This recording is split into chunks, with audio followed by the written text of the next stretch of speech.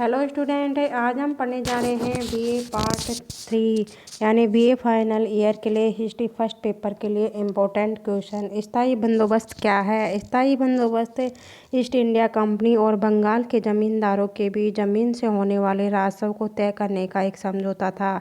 इसे बंगाल का स्थायी बंदोबस्त भी कहा जाता है। स्थायी बंदोबस्त का जनक लॉर्ड कॉर्नवालिस है।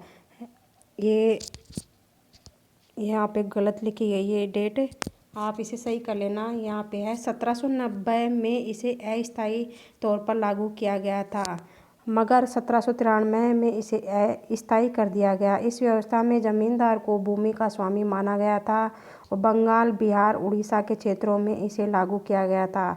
ब्रिटिश भारत के 19% भूमि पर इसे लागू किया गया था। एकत्र किए गए भू राजस्व का 10/11वां हिस्सा अंग्रेजों को दिया जाना था और 1/11वां हिस्सा जमींदार को देना तय किया गया था। जमींदारों को उनके स्वामित्व में भूमि के उत्तराधिकारी के लिए वंशानुगत अधिकार दिए गए थे।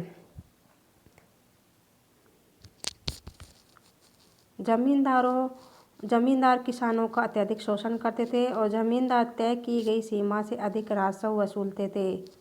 जमींदार यदि निश्चित तिथि तक कंपनी